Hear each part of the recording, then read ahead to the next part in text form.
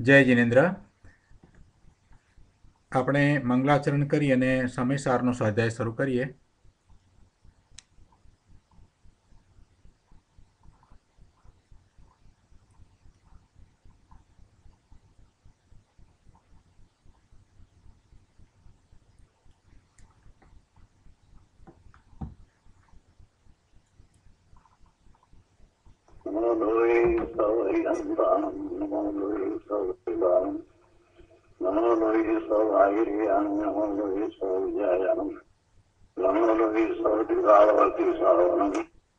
ओंकार बिंदु संयुक्त नित्यं ध्यायन्ति योगिनः कामदमोक्षदं श्रीओंकाराय नमो नमः।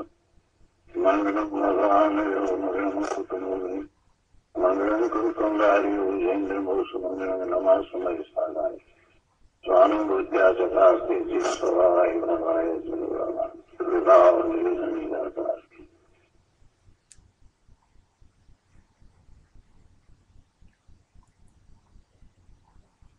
સમયસાર ભગવાન કુંકુંદાચાર્ય રચિત સમયસાર તથા ભગવાન અમૃતચંદ્રાચાર્ય રચિત આત્મખ્યાતિ ટીકા સહિત એનો સ્વાધ્યાય આપણે કરી રહ્યા છીએ.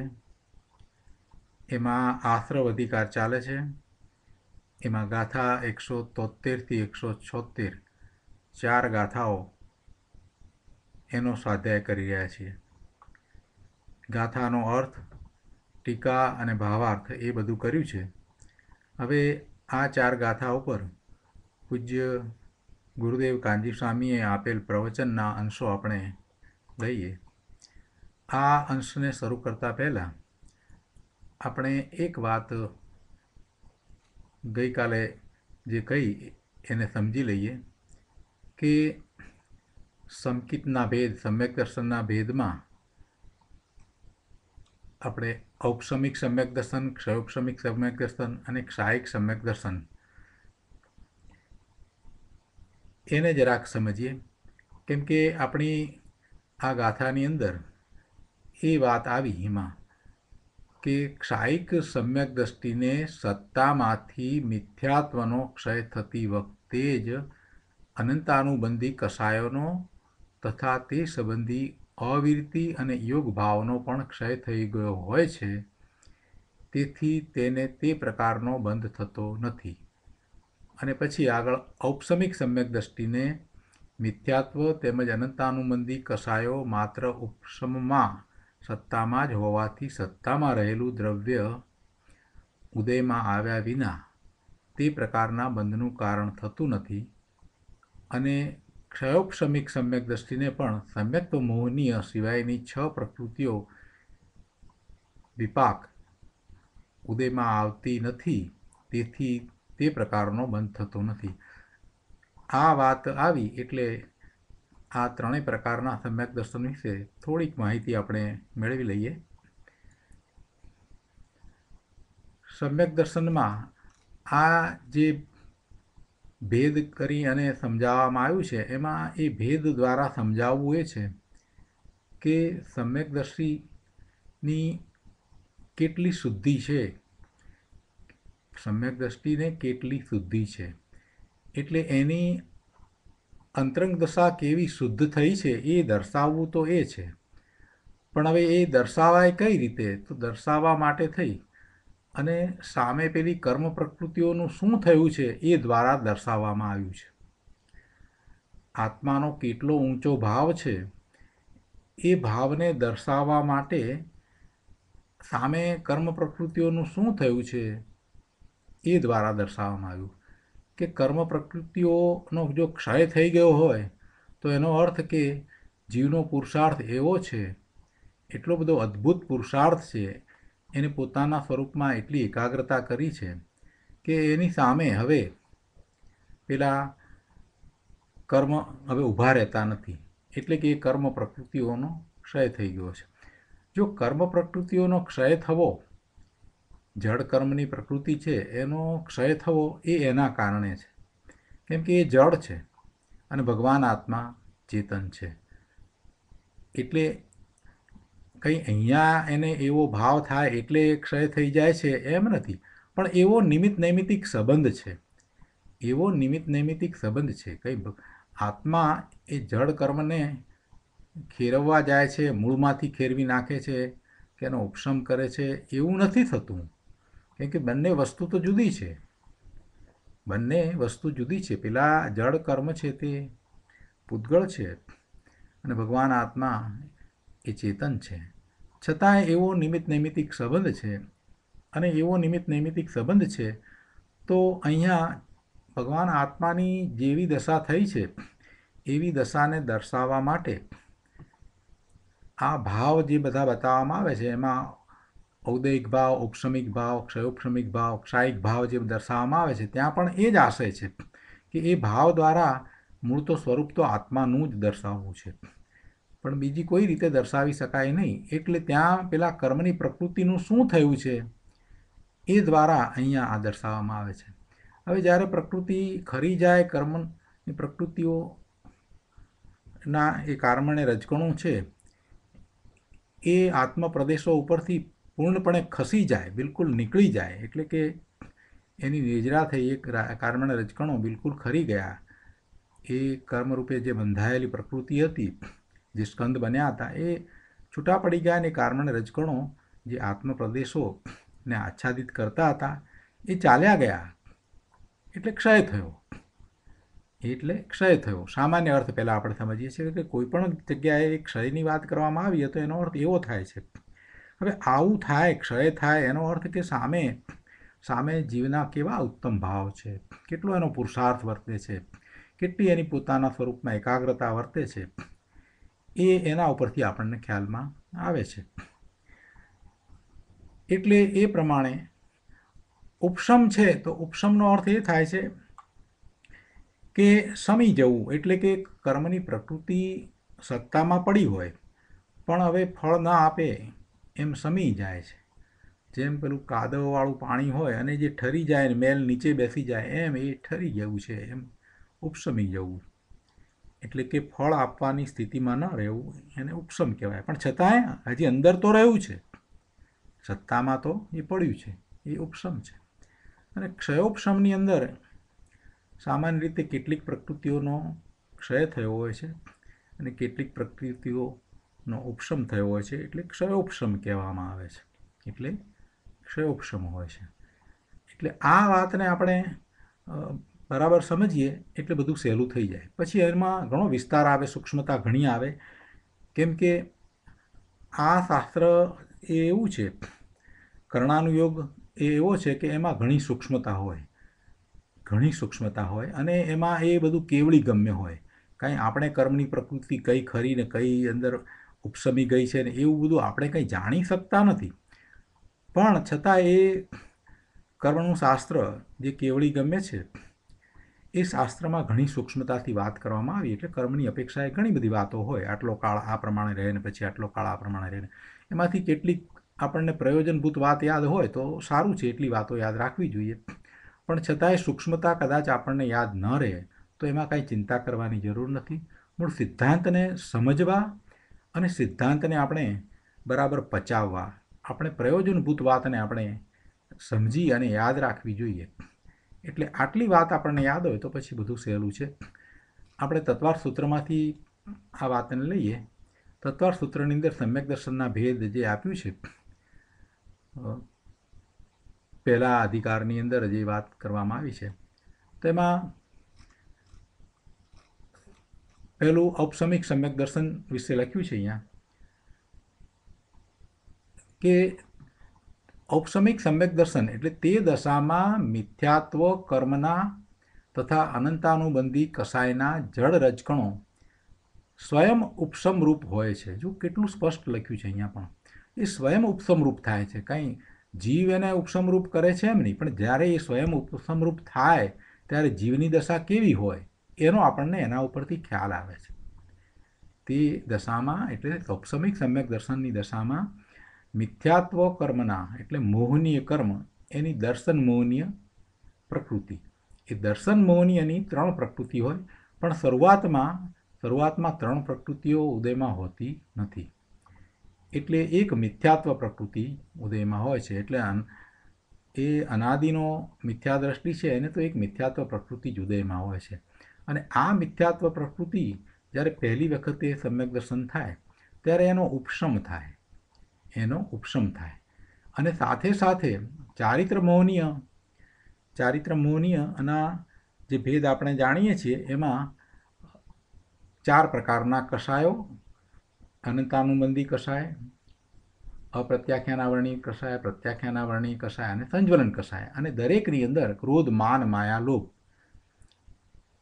અને 9 પ્રકારનાનો કષાયો. એ આ જે 25 પ્રકારના કષાયો કયા છે એ જ પ્રકારની એ ચારિત્ર મોહનીયની કર્મની પ્રકૃતિ છે. એ જ પ્રકારે એટલે 25 અને 3 28 પ્રકૃતિ મોહનીય કર્મની હોય. એમાંથી એ વખતે મિથ્યાત્વ એટલે દર્શન મોહનીયની એક પ્રકૃતિ ઉદયમાં હોય એટલે 25 અને 1 26 આપણે એ રીતે પહેલાં તો લઈએ. તો એમાં એ મિથ્યાત્વ કર્મના એટલે મોહનીય કર્મના તથા અનંતાનુબંધી કષાયના જળ રજકણો સ્વયં ઉપસમરૂપ હોય છે. જેમ મેલા પાણીમાંથી મેલ નીચે બેસી જાય તેમ, અથવા જેમ અગ્નિને રાખથી ઢાંક્યો હોય તેમ આત્માના પુરુષાર્થ વડે જીવ પ્રથમ સમ્યક દર્શન પ્રગટ કરે છે ત્યારે એ ઔપસમિક સમ્યક દર્શન જ હોય છે. ત્યારે પહેલાં એ ઔપસમિક સમ્યક દર્શન હોય છે. સીધું કંઈક ક્ષાયિક સમ્યક દર્શન થતું નથી. પહેલાં ઔપસમિક સમ્યક દર્શન હોય છે. તો પહેલી વખત જ્યારે સમ્યક દર્શન થાય ત્યારે આ રીતે એને હોય છે. પછીથી એમાં એક વખત એમ પણ થાય છે કે એને પડવાનું થાય અને પછીથી ફરી પાછું એટલે આદિ સહિત સમ્યક દર્શન થાય ત્યારે પણ એને એવું હોય કે મોહિની કર્મમાં દર્શન મોહનીયની મિથ્યાત્વ પ્રકૃતિ જે છે એના 3 ભાગ થઈ જાય છે. એટલે મિશ્ર મોહનીય અને સમ્યક મોહનીય. એટલે એ દર્શન મોહનીયની 3 અને અનંતાનુબંધીની 4 એમ 7 પ્રકૃતિઓનો ઉપશમ થાય એમ થાય છે. એટલે એ ઔપસમિક સમ્યક દર્શનની વાત અહીંયા કરી છે. અનાદિ મિથ્યા દ્રષ્ટિને ઔપસમિક સમ્યક દર્શન થતાં મિથ્યાત્વ અને અંતાનુબંધીની 4 એમ 5 પ્રકૃતિઓ ઉપશમ રૂપ હોય છે. અને સાદી મિથ્યા દ્રષ્ટિને એટલે સાદીનો અર્થ થાય આદિ આપણે જાણીએ છીએ. મિથ્યા દ્રષ્ટિને ઔપસમિક સમ્યક દર્શન થતાં જેને મિથ્યાત્વની 3 પ્રકૃતિ સત્તા રૂપે હોય છે તેને, કેમ કે પહેલાં મિથ્યાત્વ એક જ પ્રકૃતિ એ ઉદયમાં હોય છે અને પછી એના 3 ભાગ થાય છે એટલે એને પછી એ 3 પ્રકૃતિઓ ઉદયમાં હોય છે એટલે એ 3 થઈ જાય છે. એટલે 3 જે સત્તારૂપ છે એ 3 અને પેલી 4 એટલે મિથ્યાત્વની 3 અને અંતાનુબંધીની 4 એમ 7 પ્રકૃતિ ઉપશમ રૂપે હોય છે. આ ફૂટનોટમાં ખાસ લખ્યું છે. એટલે બંને રીતે હોય, 5 અથવા 7 હોય. અને જે સાદી મિથ્યા દ્રષ્ટિને એક મિથ્યાત્વ પ્રકૃતિ જ સત્તામાં હોય છે તેને મિથ્યાત્વની 1 અને અનંતાનુબંધીની 4 એમ 5 પ્રકૃતિ ઉપશમ રૂપે હોય છે. આ ઉપશમ માટે એની ફૂટનોટ અહીંયા લખી છે. તો એ રીતે ઉપશમ સમ્યક દર્શન હોય છે. સમ્યક દર્શન વિશે બીજું બધું આપણે જાણીએ એટલે બીજો વિસ્તાર આપણે નથી લેતા. હવે એના પછીના બીજા ભેદમાં અહીંયા ક્ષયોપશમિક સમ્યક દર્શન એમાં કહે છે કે આ દશામાં એટલે ક્ષયોપશમિક સમ્યક દર્શનની દશાની અંદર તે દશામાં મિથ્યાત્વ અને મિશ્ર મિથ્યાત્વ કર્મના રજકણો આત્મપ્રદેશોથી છૂટા પડતા તેનું ફળ આવતું નથી અને સમ્યક્ત્વ મોહનીય કર્મના રજકણો ઉદયરૂપે હોય છે. સમ્યક્ત્વ મોહનીયના રજકણો ઉદયરૂપે હોય છે. એટલે આ 2 પ્રકૃતિ જે છે એના રજકણો એ છૂટા પડ્યા છે અને પેલા સમ્યક મોહિનીય જે છે એ છે. અને અનંતાનુબંધી કષાયના રજકણો જે છે એ વિસંયોજન રૂપે હોય છે. એટલે એમાંથી કેટલીક પ્રકૃતિઓ જે છે એના એ હજી છે સત્તામાં છે ને કેટલીકનો ક્ષય થયો હોય છે.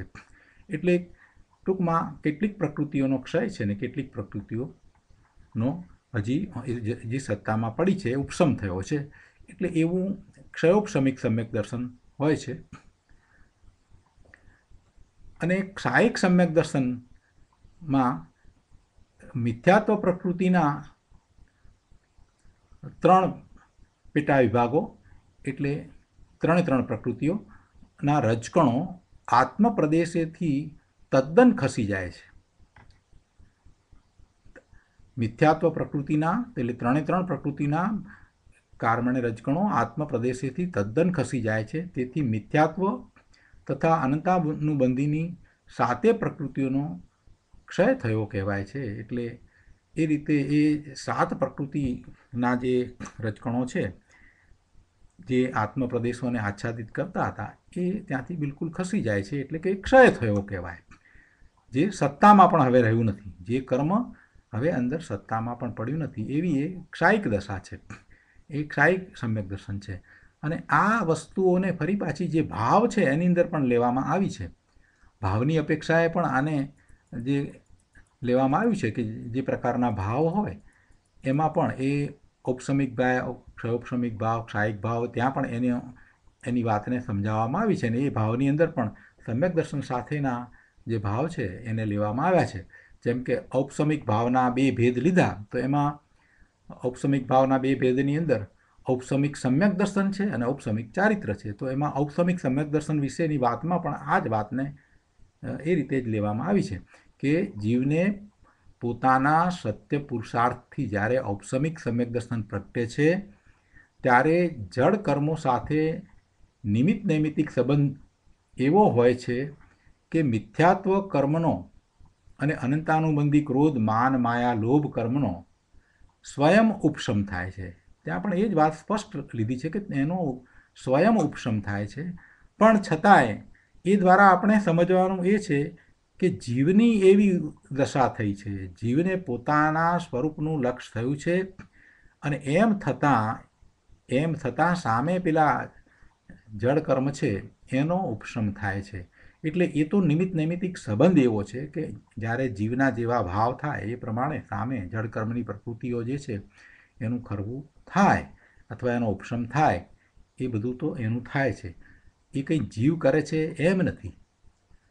અને આ વાતને અત્યારે વર્તમાન આપણે જે ગાથા ચાલી રહી છે એમાં પણ એ જ રીતે લેવામાં આવી છે. અહીંયા આગળ બીજી પણ વાત લીધી છે કે અનાદિ મિથ્યાદ્રષ્ટિ જીવોને તથા કોઈ સાદી મિથ્યાદ્રષ્ટિને મિથ્યાત્વની 1 અને અનંતાનુબંધીની 4 એમ કુલ 5 પ્રકૃતિ ઉપશમ થાય છે. અને બાકીના સાદી મિથ્યાદ્રષ્ટિને મિથ્યાત્વ, સમ્યક મિથ્યાત્વ અને સમ્યક્ત્વ પ્રકૃતિ એટલે એ 3 દર્શન મોહનીયની 3 તથા અનંતાનુબંધીની 4 એમ કુલ 7 પ્રકૃતિઓનો ઉપશમ થાય છે. જીવના આવા ભાવને ઔપસમિક સમ્યક્ત્વ કહેવાય છે. એટલે ભાવની અંદર પણ આ વાત લેવામાં આવી છે. અને એ જ રીતે પછી ક્ષાયિક ભાવની પણ વાત લીધી છે. અને ક્ષાયિક ભાવની અંદર એ પ્રમાણે ક્ષાયિક સમ્યક્ત્વ લીધું છે. કેમ કે ક્ષાયિક ભાવ જે છે એના 9 ભેદ છે. એ 9 ભેદમાં એક ક્ષાયિક સમ્યક્ત્વ એવો ભાવ લીધો છે. એટલે ત્યાં પણ એ રીતે વાત લેવામાં આવી છે કે ક્ષાયિક સમ્યક્ત્વ છે એ જ્યારે પ્રગટે છે ત્યારે એ મિથ્યાત્વની 3 અને અનંતાનુબંધીની 4 એમ કુલ 7 કર્મ પ્રકૃતિઓનો ક્ષય થાય છે. એનો ક્ષય થાય છે એ રીતે લેવામાં આવ્યું છે. અને ક્ષયોપશમિકની અંદર પણ એ જ પ્રમાણે વાત લેવામાં આવી છે. એ ક્ષયોપશમિકના 18 ભેદ છે. એ 18 ભેદની અંદર એક ક્ષયોપશમિક સમ્યક્ત્વ એવો પણ એક ભેદ છે. એટલે ત્યાં પણ એ પ્રમાણે ક્ષયોપશમિકની વાત લેવામાં આવી છે. ક્ષયોપશમિક ચારિત્રની અંદર એ વાત કરી છે કે મિથ્યાત્વની તથા અનંતાનુબંધીની કર્મ પ્રકૃતિઓના ઉદયાભાવી ક્ષય તથા ઉપશમની અપેક્ષાએ ક્ષયોપશમિક સમ્યક્ત્વ કહેવાય છે. અને સમ્યક્ત્વ પ્રકૃતિનો ઉદય છે તે અપેક્ષાએ તેને જ વેદ સમ્યક્ત્વ કહેવામાં આવે છે. તો આપણે હવે આપણી ગાથા ઉપર આવી. હવે એટલે ફરીથી જે ગાથામાં આપણે જે સમજવાનું છે એ વધારે સારી રીતે સમજાશે. અહીંયા વાત એ હતી 173 થી 176 ગાથાના ભાવાર્થની અંદર એ વાત આવી. પારા નંબર 276 ઉપર સમયસારની અંદર કે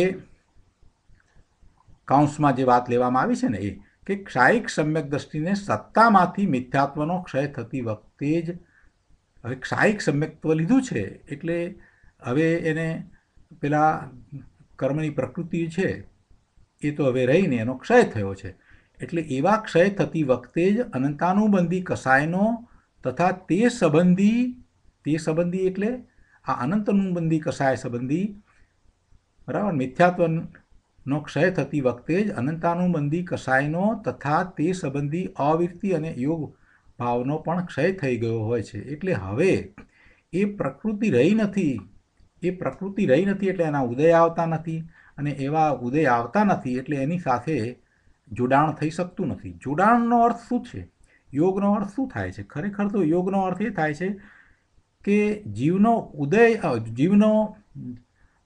ઉપયોગ છે, જીવનો ઉપયોગ એ તરફ જાય છે, અને જીવનો ઉપયોગ એ તરફ જતાં આત્મપ્રદેશોનું કંપન થાય છે, એને યોગ કહેવામાં આવે છે. યોગનો અર્થ જોડાણ આપણે સાદા શબ્દોમાં સમજીએ છીએ, પણ જોડાણ એટલે શું? કયા પ્રકારે જોડાણ થાય?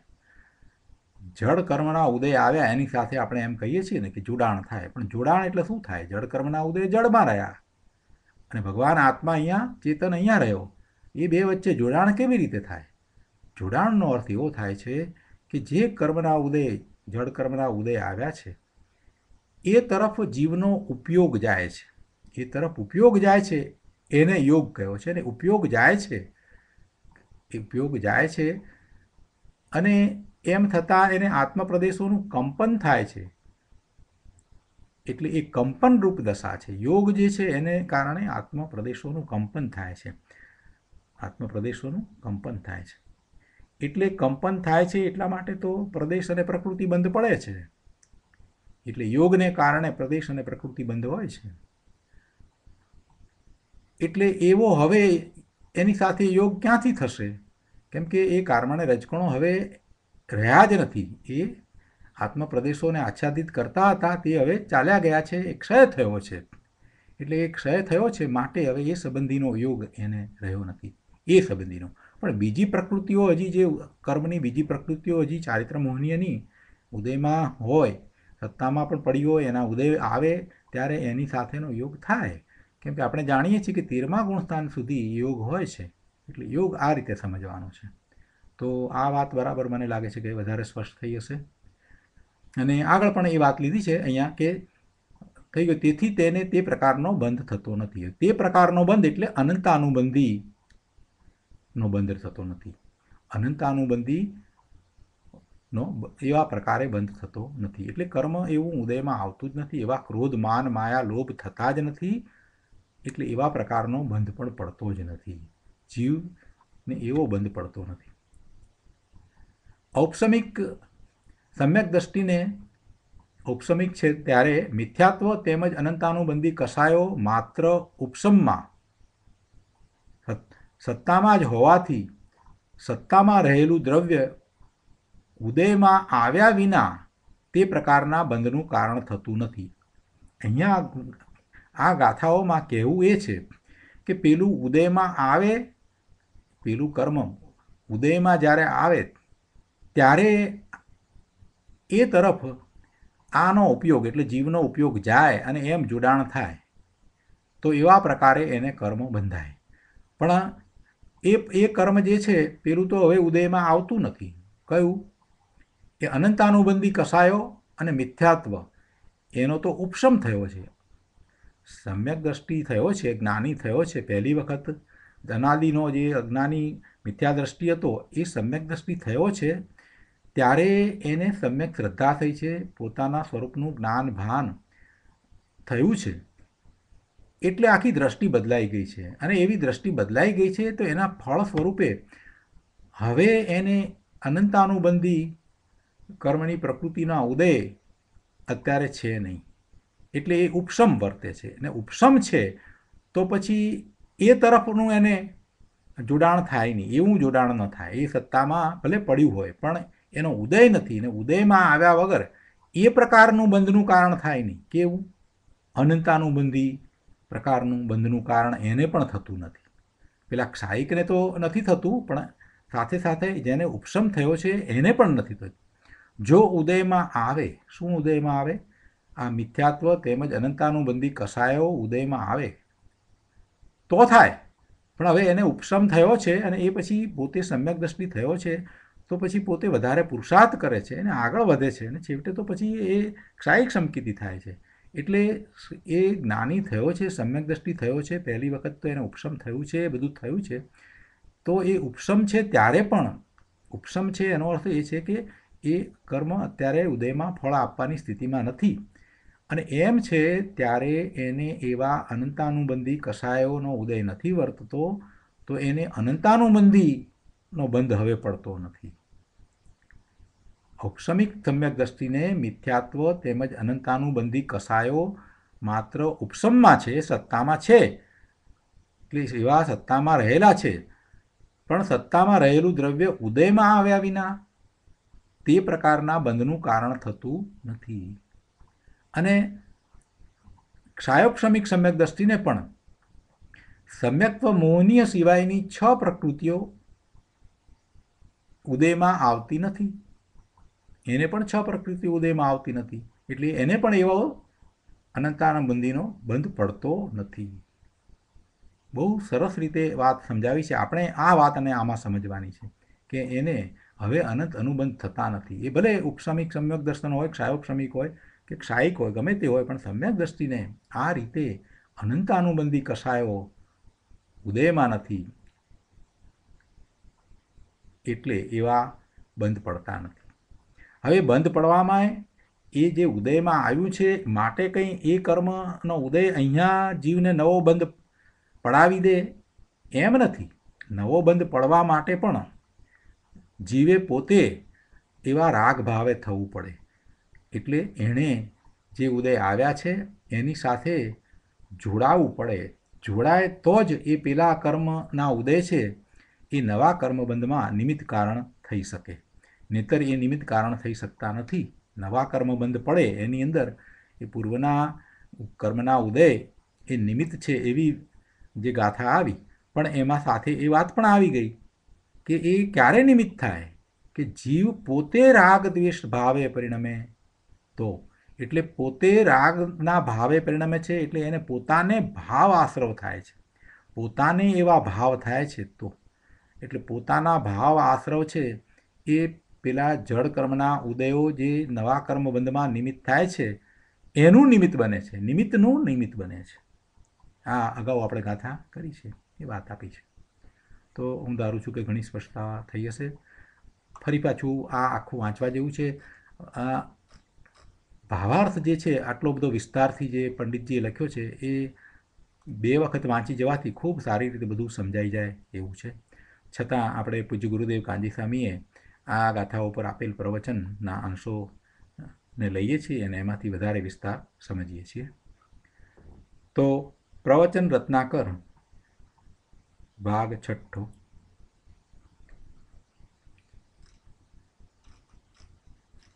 પાના નંબર 295 ઉપર અહીંયા શરૂઆતમાં કહે છે કે સમયસાર ગાથા 173 થી 176 ટીકા ઉપરનું પ્રવચન. અને એમાં કહે છે કે અહીંયા પહેલાં આ રીતે દ્રષ્ટાંત આપીને વાત કરી છે. અને હવે આગળ એમાં લઈએ પાના નંબર 296 ઉપર ચોથા પેરેગ્રાફમાં કે અહીં આ જ્ઞાનીની વાત છે. જ્ઞાનીને 8 કર્મ ઘાતી 4 મુખ્ય પ્રકૃતિની વાત લીધી છે એટલે 8 લીધા છે. કુલ તો 148 પ્રકૃતિ છે, પણ અહીંયા 8 કર્મ કહ્યું એટલે મુખ્ય પ્રકૃતિની વાત લીધી છે. 4 ઘાતી અને 4 અઘાતી કર્મ. એટલે 8 કર્મ જે સત્તામાં પડ્યા છે તે બાળ સ્ત્રીની જેમ અનઉપભોગ્ય છે. બાળ સ્ત્રીની જેમ અનઉપભોગ્ય છે એટલે ભોગવી શકાય તેવા નહીં. સત્તામાં છે પણ જ્યાં સુધી એ સત્તામાં છે અને ઉદયમાં નથી આવ્યા, ફળ આપે એવી સ્થિતિમાં નથી આવ્યા, ત્યાં સુધી એ ભોગવી શકાય એવી સ્થિતિમાં નથી. એટલે અનઉપભોગ્ય શબ્દ મૂક્યો છે.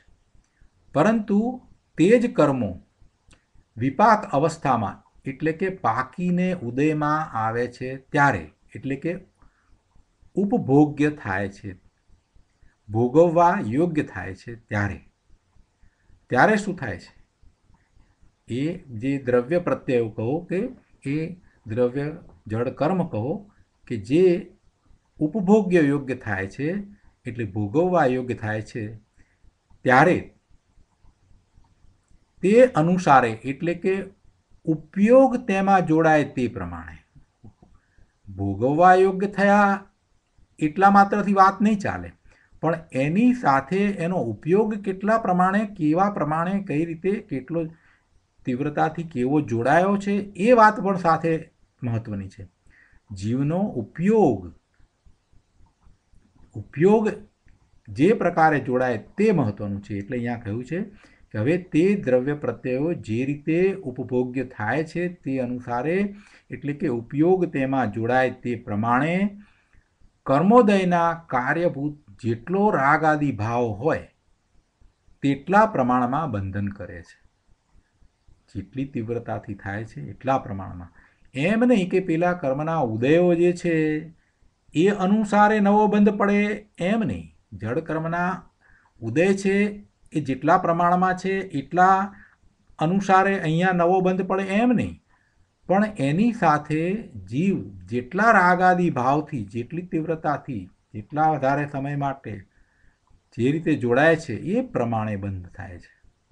આ સમજવાનું છે. અને આના ઉપરથી આપણે કેવી જાગૃતિ રાખવી એ મહત્વનું છે. સમ્યક દર્શન નથી થયું તેથી શું, કંઈ ચિંતા કરવા જેવું નથી. સમ્યક દર્શન તો થશે જ. હવે આ પુરુષાર્થ ઉપાડ્યો છે અને જ્યારે સમયસારનો આપણે સ્વાધ્યાય કરીએ છીએ, એટલી આપણી યોગ્યતા છે અને એટલી આપણી રુચિ છે, તો જરૂરથી સમ્યક દર્શન થશે. આવા અદ્ભુત દ્રવ્યાનુયોગના ગ્રંથનો આપણે અભ્યાસ કરતા હોઈએ અને એવા અમૃતચંદ્રાચાર્ય ભગવાનની ટીકા હોય, સાથે પંડિતજી એના ભાવાર્થ હોય અને ગુરુદેવ સમજાવતા હોય, હવે એમાં તો શું કહેવાય, એ તો સોનામાં સુગંધ ભળ્યા જેવું છે. આ કોઈ ટીકા સામાન્ય ટીકા નથી, અદ્ભુત ટીકા છે. હમણાં શિકાગો જવાનું થયું ને ત્યાં એક બીજું પુસ્તક સમયસાર ઉપરની બીજી ટીકા ત્યાં જોવામાં આવ્યું, ત્યારે ત્યાં એક ભાઈએ એના વિશે કહ્યું કે અમૃતચંદ્રાચાર્ય ભગવાનની ટીકા તો ઘણી કઠિન છે, એટલે આ સરળતાથી સમજાય એટલા માટે છે. હિન્દીમાં હતી. પણ મને થયું કરે રે જીવ, આટલી સમજ મળી છે, બધી બુદ્ધિ મળી છે, તું પીએચડી કરી શકે એવો ડાયો હોશિયાર થયો, તું એન્જિનિયર થઈ શકે, તું ડૉક્ટર થઈ શકે, તું અહીંયા અમેરિકા આવ્યો એ જ બતાવે છે કે તારી કેટલી યોગ્યતા છે.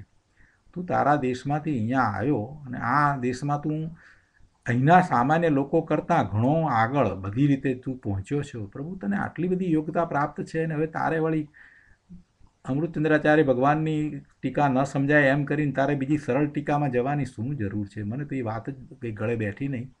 પણ ઠીક છે, જે હોય તે. અરે આ જીવને આટલી બધી અનુકૂળતાઓ પ્રાપ્ત થઈ, આટલી સમજ, આટલો હોશિયાર ડાયો બધું મળ્યું છે, અને અમૃતચંદ્રાચાર્ય ભગવાનની ટીકાનો એ અભ્યાસ નહીં કરે તો કોણ કરશે? અરે રે, આવો અદ્ભુત અવસર સરળ ટીકામાં જવાથી શું ફાયદો થશે? અને આટલું ગુરુદેવે સમજાવ્યું છે, પછી અઘરું ક્યાં છે? આટલું તો સહેલું કરી આપ્યું છે. અમૃતચંદ્રાચાર્ય ભગવાનની આ ટીકાને માટે ગુરુદેવે કેટલા વખાણ કર્યા છે, કેવી મોટી વાત કરી છે. એમને મોઢેથી વાત સાંભળી ત્યારે આંખમાં આંસુ આવી જાય એવી વાત છે. કરે શું વાત કરી છે. કુંદકુંદાચાર્ય ભગવાનના પેટ ખોલી નાખ્યા છે એમ કહ્યું છે. જાણે કે કુંદકુંદાચાર્ય ભગવાન કેવળી હોય અને અમૃતચંદ્રાચાર્ય ભગવાન એમના ગણધર ન હોય એમ બધી વાતને આખી બહુ સ્પષ્ટ કરી નાખી છે, એવો ઉઘાડ કરી નાખ્યો છે. અને આપણા કેટલા અહોભાગ્ય, આપણા કેવા અહોભાગ્ય કે આ મહાન ઋષિની, સિદ્ધિધારી સંતની આ વાતને આપણે સારી રીતે સમજીએ એ માટે પૂજ્ય ગુરુદેવને મહાવિદ્ય ક્ષેત્રમાંથી અહીંયા મોકલી આપ્યા. ગુરુદેવનો જન્મ આ કાળે આપણા સમયમાં અહીંયા થયો એ આપણું કેટલું સદભાગ્ય કે જેને લીધે થઈ અને આ અદ્ભુત ટીકાને આ સમજવા માટે આપણને અવકાશ મળ્યો. બાકી ટીકા તો પડી જ હતી, 1000 વર્ષથી ટીકા તો અહીંયા ઉપલબ્ધ હતી, પણ આટલી સરસ રીતે કોઈ એ સમજાવી ન હતી. અને આટલું સમજાવવામાં આવ્યું છે અને સમય પણ છે, અને છતાં પણ એને નથી સમજવું અને હજી સરળતા તરફ જવું છે. એના કરતાં ભાઈ આ સમજને કાંઈ અઘરું નથી. ગુરુદેવ સમજાવે ને પછી અઘરું શું હોય?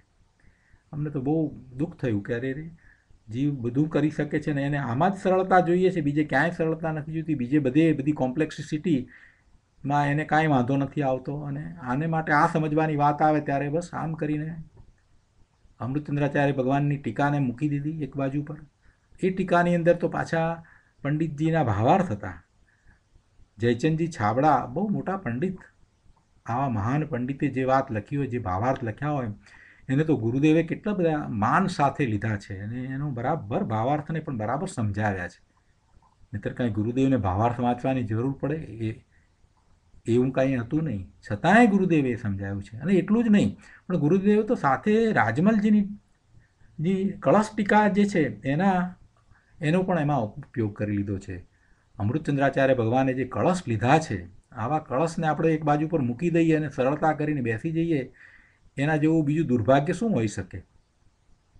હા, સમયસારની સાથે કુંકુંદાચાર્ય ભગવાનની ગાથાઓની સાથે આ કળશ બધા જે લખાયા છે ને, કળશ કયા છે, કળશ શા માટે કયા છે? મંદિર ઉપર કળશ છે ને એ શોભા વધારનારો છે, મંદિરની શોભા વધારનારો કળશ છે. એટલે આ અમૃતચંદ્રાચાર્ય ભગવાનના જે શ્લોક છે ને એને કળશ કયા છે. એ આખું એક સંપૂર્ણ શાસ્ત્ર છે. એ પણ સાથે ને સાથે આપી દીધું છે. અને એની પણ ટીકા પંડિત રાજમલજીની છે એ પણ ગુરુદેવે સાથે રાખી છે. એટલું જ નહીં, જયસેન આચાર્યની ટીકામાંથી પણ ઘણો ભાગ ગુરુદેવે એમના પ્રવચનોમાં લીધો છે. હવે આટલું બધું એક બાજુ પર મૂકી અને સરળતાના ગાંડપણમાં રહેવું મને તો કાંઈ યોગ્ય લાગતું નથી. શા માટે આ બધું છોડી દેવું? આપણને નુકસાન છે. આ તો બધું મળેલો ખજાનો આપણે મૂકી દેવાનો? હીરાની સાથે સોનું પણ મળ્યું હોય ને પ્લેટિનમ પણ મળ્યું હોય ને બધું મળેલું હોય તો એમાંથી બસ માત્ર એક સોનું લેવાનું ને બીજું બધું મૂકી દેવું? એવું તો હોય નહીં પ્રભુ. આપણે વિષયાંતર નથી કરવું, જે છે તે. પણ આ તો એક અંતરમાં એવો ભાવ આવ્યો એટલે કહેવાનું મન થયું કે પ્રભુ, આ જે પુસ્તક જે બહાર પડ્યું છે એ કંઈ સોનગઢનું પુસ્તક છે એમ નથી. એ ભગવાનનું પુસ્તક છે. એની અંદર મહાપુરુષોની વાતો લીધી છે, કુંકુંદાચાર્ય ભગવાનની ગાથાઓ લીધી છે, અમૃતચંદ્રાચાર્ય ભગવાનની પણ ગાથાઓ લીધી છે, અમૃતચંદ્રાચાર્ય ભગવાનની ટીકા લીધી છે, પંડિત જયચંદજી છાબડાના ભાવાર્થ લીધા છે, બધું લીધું છે અને ગુરુદેવે સમજાવ્યું છે. આવા અદ્ભુત પુસ્તકને આપણે છોડી દઈએ અને બીજા પુસ્તકનો સહારો લઈએ તો નુકસાન તો આપણું છે ને કે બીજાનું છે? અહીંયા કહ્યું છે કે હવે જ્ઞાનીને રુચિપૂર્વક રાગ કરવો એ તો છે નહીં. એટલે પર્યાયમાં કિંચિત રાગ દેખાય છે, છતાં રુચિપૂર્વક તે પરિણામ તેને થયા નથી. જ્ઞાનીને શેની રુચિ હોય? શું રુચિ હોય? જ્ઞાની થયો છે, સમ્યક દ્રષ્ટિ થયો છે, પોતાના સ્વરૂપનું લક્ષ્ય થયું છે. હવે એને બહારમાં ક્યાં રુચિ થાય? અદ્ભુત એવો આનંદ, અલૌકિક અતિન્દ્રિય આનંદનો અનુભવ થયા પછીથી, એવું વેદન થયા પછીથી એને પછી બહારમાં શું રુચિ થાય? પોતાના સ્વરૂપને જેમ છે તેમ જાણ્યા પછીથી, એવું ભેદ જ્ઞાન થયા પછીથી, નિશ્ચયથી ભેદ જ્ઞાન થયા પછીથી એને હવે બીજી બધી જગ્યાએ પોતાપણું ક્યાંથી લાગશે? પછી બીજે ક્યાં પોતાપણું લાગે? એટલે પછી એના પરિણામ એવા થાય જ નહીં. એમાં ક્યાં રુચિ થાય? આ જે શબ્દ મૂક્યા છે ને એના ઉપર થોડોક વિચાર કરીએ તો આપણને ખ્યાલ આવે કે સમ્યક દૃષ્ટિને ક્યાંથી એવી રુચિ થાય? એવા રુચિપૂર્વકના પરિણામ થાય જ નહીં.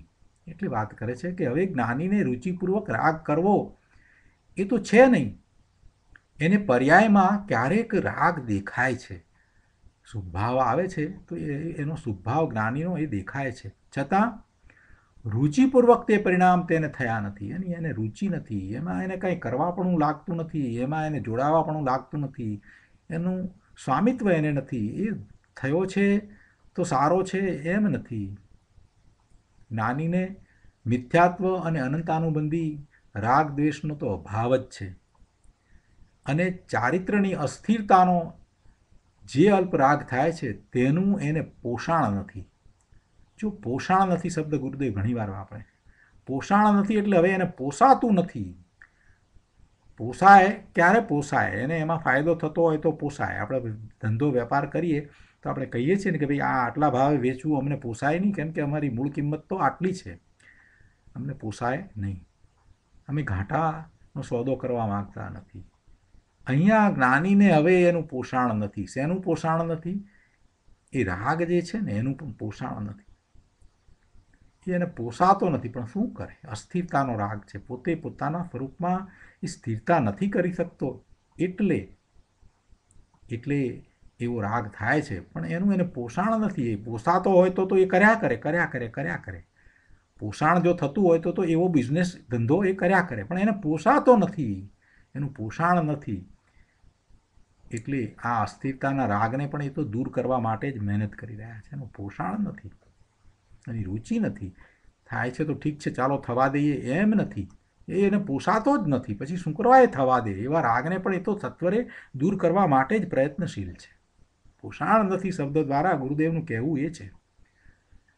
માટે જ્ઞાનીને જો પૂર્વબદ્ધ દ્રવ્ય પ્રત્યયો વિદ્યમાન છે તો ભલે હો. પહેલાંના જે ભાવ કર્યા ને એ પ્રમાણે જે કર્મ બંધાયા, એ જડ કર્મ એ અત્યારે પડ્યા છે, વિદ્યમાન છે, એટલે સત્તામાં પડ્યા છે તો ભલે રહ્યા. છતાં પણ તે જ્ઞાની તો નિરાશ્રવ જ છે. કારણ કે કર્મોદયનું કાર્ય જે રાગ દ્વેષ મોહરૂપ આશ્રવ ભાવ, તેના અભાવમાં દ્રવ્ય પ્રત્યયો બંધના કારણ નથી. રાગ દ્વેષનો અભાવ છે તો પછી પેલા જે જડ કર્મના ઉદયો છે એ નવા કર્મબંધની અંદર કારણ થતા નથી. ગુરુદેવે આ વાતને સમજાવતા અહીંયા કહ્યું છે કે વેપારીને જે માલનું પોષણ હોય તે માલ તે ખરીદે છે, બીજો માલ ખરીદતો નથી. તેમ જ્ઞાનીને રાગનું પોષણ નથી. અસ્થિરતાનો અલ્પરાગ તેને થાય છે, પણ એનું પોષણ નથી. તેથી તેને ગૌણ ગણીને જ્ઞાની નિરાશ્રવ જ છે એમ કહ્યું. કેમ કે ઉદયના કાર્યભૂત જે મિથ્યાત્વ અને રાગદ્વેષ મોહભાવ, તેનો અભાવ હોવાથી દ્રવ્ય પ્રત્યયો જ્ઞાનીને બંધના કારણ નથી. મિથ્યાત્વ સહિતના રાગદ્વેષ છે એ જ અનંતાનુબંધીનું કારણ થાય છે. પણ મિથ્યાત્વ જેનું ટળ્યું છે, મિથ્યાત્વ જેનું ગયું છે, એટલે કે મિથ્યાત્વ દર્શન મોહનીની પ્રકૃતિ ગઈ છે અને ચારિત્ર મોહનીમાં અનંતાનુબંધી કષાયની પ્રકૃતિ ગઈ છે. એને જે હવે બંધ થાય છે એ બંધ જે છે તે અતિ અલ્પ બંધ કહેવાય. અને એવા બંધ જે છે એને તો ગૌણ કરીને અહીંયા એ વાત કરી છે કે જ્ઞાનીને બંધ પડતા નથી. કર્મોદયના કાર્યભૂત જે જીવભાવ, એટલે કે જીવની પર્યાયમાં થતા રાગ દ્વેષ મોહના પરિણામ, તે જો જીવ કરે તો દ્રવ્ય પ્રત્યયો બંધના કારણ થાય. રાગ દ્વેષના પરિણામ જો જીવ કરે તો પેલા જડ કર્મના ઉદયો, એ દ્રવ્ય પ્રત્યયો એ નવા બંધના કારણ થાય. પરંતુ જ્ઞાનીને તો રાગ દ્વેષ મોહ છે નહીં, માટે તેના અભાવમાં જ્ઞાનીને દ્રવ્ય પ્રત્યયો બંધના કારણ થતા નથી. અહીં આ મિથ્યાત્વ અને અનંતાનુબંધી રાગ દ્વેષની અપેક્ષાએ વાત છે, સ્પષ્ટતા કરી છે ગુરુદેવે. આપણે 297માં પાના ઉપર પહેલેથી આ વાત વાંચી રહ્યા છીએ. પોતાના આત્માના આનંદના સ્વાદના આસ્વાદી જ્ઞાનીને, કેવો જ્ઞાની છે? પોતાના નિજ સ્વરૂપમાંથી આવતો આનંદ એનો આસ્વાદ માણતો એ જ્ઞાની છે. એવા જ્ઞાનીને એ બંધનના કારણભૂત એવા મિથ્યાત્વ સહિત રાગ દ્વેષ મોહ થતા જ નથી. તેની દ્રષ્ટિ સમ્યક આત્મા ઉપર છે અને સ્વરૂપ આચરણ પણ છે. તેથી જ્ઞાનીને નિરાશ્રવ કહ્યો છે.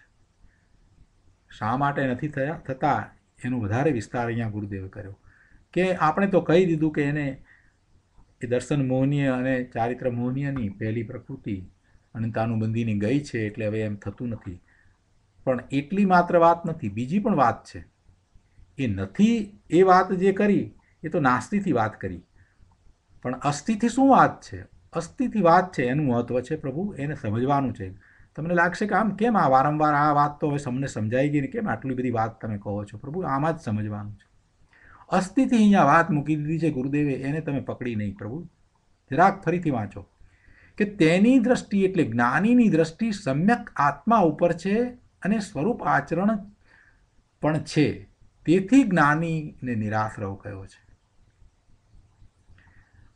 એટલા માટે શું પહેલા વિશેષણ મૂક્યું કે આત્માના આનંદના આસ્વાદી જ્ઞાની, જેને પોતાના સ્વરૂપમાંથી આનંદનો આસ્વાદ આવ્યો છે, એનો આસ્વાદ થયો છે, એવો જ્ઞાની. અને એવો જ્ઞાની છે એ કેવો છે કે એની દ્રષ્ટિ આત્મા ઉપર જ છે, એને સ્વરૂપ આચરણ પણ છે, સ્વરૂપ આચરણ ચારિત્ર સહિત છે. એને ચોથું ગુણસ્થાન આવ્યું છે ત્યાંથી સ્વરૂપ આચરણ ચારિત્ર શરૂ થઈ જાય છે. સ્વરૂપ આચરણ ચારિત્ર અવિરતી સમ્યક દ્રષ્ટિ આપણે કહીએ છીએ, પણ એને સ્વરૂપ આચરણ ચારિત્ર છે, સમ્યક્ત્વ આચરણ ચારિત્ર કહો કે સ્વરૂપ આચરણ ચારિત્ર કહો, એ હોય છે. અને એ દ્વારા એ દિવસે ને દિવસે પોતાની શુદ્ધિની વૃદ્ધિ કરતો જાય છે, પોતાના દોષોને ટાળતો જાય છે. સમ્યક્ત્વ થયા પછીથી એ સમ્યક્ત્વના એ સંકિતના 25 પ્રકારના દોષ છે એને એ ટાળે છે. અને એમ કરતાં એ પોતાના સ્વરૂપ પ્રત્યે વધુને વધુ એ આકર્ષિત થતો જાય છે. પોતાના સ્વરૂપ સિવાય બીજી કોઈ વાતમાં એને મન લાગતું નથી. એક જ વાત જોઈએ છે, પોતાનું શુદ્ધ સ્વરૂપ કેમ કરીને ક્યારેક હું એમાં જાઉં. એટલે દ્રષ્ટિ તો આત્મા પર જ રહે છે, શુદ્ધ આત્મા તરફ જ રહે છે, એને સ્વરૂપ આચરણ પણ છે. અને એવી દશા હોય એવા જ્ઞાનીને નિરાશ્રવ કયો છે. પણ એ પોતાના સ્વરૂપમાં રહી શકતો નથી, એટલે એ અસ્થિરતા છે. સ્થિરતા અંદર થતી નથી, એ અસ્થિરતા છે. અને એ અસ્થિરતાનો અલ્પ રાગ જ્ઞાનીને છે. પણ દ્રવ્ય કર્મમાં પણ અલ્પ બંધન, અલ્પ સ્થિતિ પડે છે. પણ સંસારમાં દીર્ઘ પરિભ્રમણ કરવું પડે એવું કર્મનું બંધન હોતું નથી. એ અલ્પરાગ છે. અને અલ્પરાગને કારણે જે બંધ પડે છે, તો એવા બંધને કારણે એને કર્મનો બંધ પડે છે, તો એને કારણે એને એ ભોગવવા પણ પડશે, ઉદયમાં પણ આવશે, બધું થશે. પણ એ બધા કેવા? એ બંધ તો અલ્પબંધ છે, એની સ્થિતિ પણ અલ્પ હોય છે. અને એને લીધે થઈ અને કંઈ લાંબો સમય સુધી સંસારમાં પરિભ્રમણ કરવું પડે એવું બનશે નહીં. એ અનંતાનુબંધી નથી. અનંત અનુબંધ થાય એવા બંધ પડતા જ નથી. એવા બંધ તો પડતા જ નથી. રાગનો કરતા હું છું એવો મિથ્યાત્વ ભાવ જ મુખ્યપણે આશ્રવ ભાવ છે. જો ખરેખરો આશ્રવ ભાવ શું છે? રાગનો કરતા હું છું. રાગ આવે છતાં પણ રાગથી પોતે અલિપ્ત રહે છે, તો બરાબર છે. જાગૃતિ એવી દાખવે અને ક્યારેક કોઈક પ્રકારે કોઈક રીતે રાગ વર્તતો હોય તો તેમાં એનો ઉપયોગ જાય તો પણ એ પાછો વળી શકે. એની સાથેનું જેનું જોડાણ છે એ એટલું તીવ્ર ન કરે. કોઈ પણ પ્રકારે એવા કર્મના ઉદય આવ્યા હોય, કષાય તો પડ્યા છે, આપણે જાણીએ છીએ કષાય પડ્યા છે, અને એ ઉદયમાં આવે છે, તો એની સાથે ઉપયોગ દ્વારા જોડાણ જે થાય છે તે વખતે જો જાગૃતિ દાખવે અને સમ્યક દર્શન નથી છતાં પણ જો એટલી જાગૃતિ દાખવે તો જરૂરથી એને નબળો બંધ પડે એટલું તો થઈ શકે. આ જ એવી જાગૃતિ રાખી શકે, એ પાછો વળી શકે એવો છે. એને તીવ્ર બંધ કરવાની કાંઈ જરૂર નથી. કોઈ એને કહેતું નથી કે ભાઈ તું તીવ્ર બંધ કર. એવા તીવ્ર બંધ ન કરવા માટે એ સક્ષમ છે. એ કર્મના ઉદયો તો આવ્યા છે, તો ભલે ને આવ્યા. જેમ સમ્યક દ્રષ્ટિ એની સાથે જોડાતો નથી, એના જ્ઞાતા દ્રષ્ટા ભાવે રહે છે, એમ આપણે પણ આટલા સ્વાધ્યાય કર્યા પછીથી એટલી જાગૃતિ તો કેળવવી જ જોઈએ કે જે કંઈ કર્મના ઉદય આવે એવા કર્મના ઉદયની સાથે મિથ્યાત્વ અનાદિનું પડ્યું હોય એને કારણે જો જોડાવાનો થઈ જાય તો તરત જ એ જ વખતે પાછા વળવાનો બરાબર પુરુષાર્થ કરવો, બરાબર પ્રયત્ન કરવો, અને એની સાથે એટલી તીવ્રતાપૂર્વક નહીં જોડાવવું. એનાથી હું જુદો છું, ભગવાન આત્મા છું, સિદ્ધ સમાન છું, જ્ઞાયક છું, ત્રિકાળ શુદ્ધ છું, શુદ્ધ છું, આ તો પૂર્વના ઉદય છે ને એને મારે કાંઈ સંબંધ નથી, એવી ભાવના ભાવવી અને એમાં ઉતરી જવું. એમ કરવાથી એવા તીવ્ર બંધ નહીં પડે. જો શીખવાનું આ છે, આપણે રોજ જે વાત કરીએ છીએ એમાંથી આ વાતને આપણે તારવવાની છે ને આ આપણે કરવાનું છે. જો રોજ કેટલાય પ્રકારના કર્મના ઉદયો આવે છે, નાના મોટા પ્રકારે કર્મના ઉદયો આવે છે, આપણે એની સાથે જોડાઈએ છીએ, પણ ક્યારેય ડગલે ને પગલે જે વિચાર કરવો જોઈએ, જાગૃતિ રાખવી જોઈએ, એવી જાગૃતિ આપણે કેળવતા નથી. સહાનુભૂતિના પુરુષાર્થમાં આપણે એ વાત લીધી હતી. પુરુષાર્થની અંદર એક ભાગ હતો જાગૃતિનો, અને જાગૃતિમાં આવી જાગૃતિ સમય સમયની જાગૃતિ હોવી જોઈએ. સમયે સમયે આપણને પ્રતિક્રમણ થવું જોઈએ અને આપણે એમાંથી પાછા વળી જઈએ. આમ વારંવાર એવી રીતે કરવાથી એ તીવ્રતા ઘટી જશે. એ ઉપયોગ ત્યાં ભલે જાય, જોડાય, પણ એ તીવ્રતા ઘટી જશે. આ કરી શકીએ એવું છે, આ આપણે કરી શકીએ એવું છે. અને રોજ સ્વાધ્યાય કરીએ છીએ એટલે આ વાત ક્યાં આપણને ભૂલાતી નથી. વારંવાર આ વાત તો આવે જ છે, પણ આપણે જરાક એના તરફ લક્ષ આપવાની જરૂર છે. સ્વાધ્યાય પૂરો થાય એટલે પુસ્તક બંધ કરીએ એ વાત ઠીક નથી. જે વાત સ્વાધ્યાયમાં આવી છે એના ઉપર ફરી ફરીને વિચાર કરવો એ મહત્વનું છે. તો અહીંયા કહે છે કે રાગનો કરતા હું છું એવો મિથ્યાત્વ ભાવ જ મુખ્યપણે આશ્રવ છે, ભાવ છે. આ જ વાત છે મુખ્ય, આશ્રવમાં બીજું કાંઈ નથી. રાગની સાથે જોડાવું, રાગના કરતા થવું, એ કામ હું કરું છું. ઉદયમાં આવ્યું છે કંઈક એટલે એવી ઓપોર્ચ્યુનિટી મળી છે, તો ઓપોર્ચ્યુનિટીને પોતે પોતાની હોશિયારી સમજીને જોડાઈ જાય છે. પોતે પોતાની હોશિયારી સમજે છે કે હું એને કરવાવાળો છું. અરે પ્રભુ, એ તો પૂર્વે કરેલા કર્મનો ઉદય છે, તું ક્યાં એમાં જોડાઈ જાય છે? થાય છે તો થાય છે એવા ભાવે લેવું જોઈએ. ઉદયમાં આવ્યું છે તો થાય છે તો થાય છે, જે થાય છે તે થાય છે. અને એ જ દીર્ઘ સંસાર છે. જે ઉદય આવ્યા છે એની સાથે એ રાગ ને પોતાનો માનીને એના કરતા થઈને એના સ્વામી થઈને જે જોડાણ થાય છે એ જ આશ્રવ છે. અને એ જ આશ્રવ છે તે જ દીર્ઘ સંસાર છે. એટલે કે કર્મબંધનું કારણ છે, ભવબંધનું કારણ છે, અને એ જ અનંતાનુબંધી છે. એ જ મહાપાપ છે અને એ જ અનંત ભવનું કારણ છે. એથી વિપરીત, એનાથી ઊંધું, જેને મિથ્યાત્વનો નાશ થઈને સંકિત થયું તે માનો કે ભવરહિત થઈ ગયો. એમ જ માની લો કે હવે એ તો ભવરહિત થઈ જ ગયો. ભરત મહારાજાની વાત કીધી છે ને કે ભરતજી ઘરમાં વૈરાગી, એમ વાત આવે છે. ભરતજી ઘરમાં વૈરાગી. ભરત મહારાજા ચક્રવર્તી હતા, ઋષભદેવ ભગવાનના પુત્ર. હવે એમને તો કેટલો વૈભવ ને કેટલી રાણીઓ, છતાં પણ એમને વૈરાગી ગયા, ક્ષાયિક સંકિતી હતા. એનો અર્થ શું છે? એનો અર્થ એ જ કે દ્રષ્ટિ સ્વભાવ ઉપર હોવાથી કર્મના ઉદયમાં પણ, કર્મનો ઉદય હોય તો પણ તેને મિથ્યાત્વ અને અનંતાનુબંધી રાગ ઉત્પન્ન થાય એટલું જોડાણ થતું જ નથી. આવી દશા એમની હતી ભરત મહારાજાની. તો આ ઉપરથી આપણે ઉપદેશ ગ્રહણ કરવાનો રહેશે અને આપણે પણ એવો પુરુષાર્થ કરીએ. એ જ ભાવ સાથે આજનો પુરુષાર્થ આજે પુરુષાર્થ કરવાનો નિર્ણય કરી અને આજનો સ્વાધ્યાય આપણે અહીંયા સુધી રાખીએ છીએ.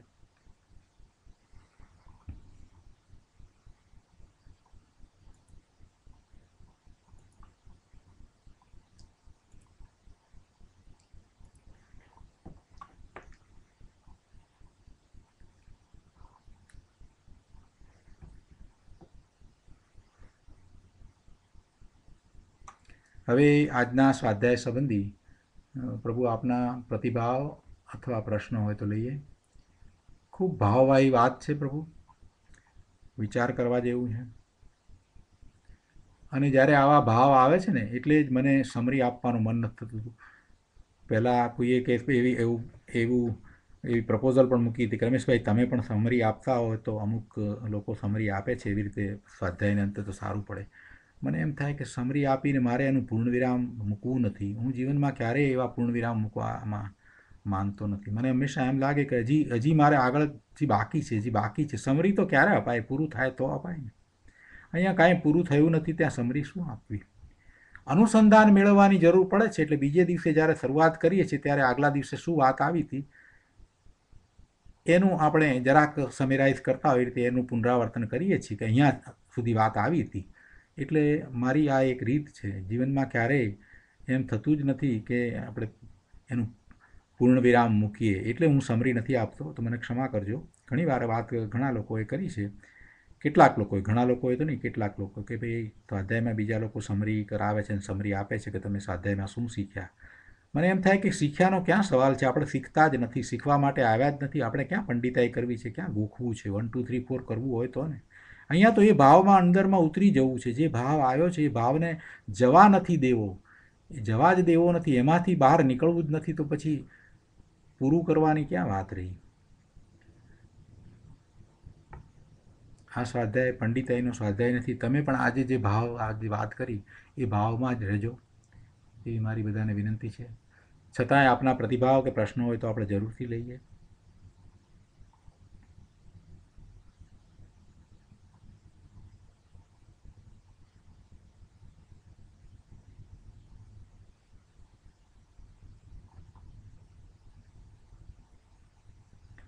નથી તો પછી આપણે આજે ભક્તિ કરીશું.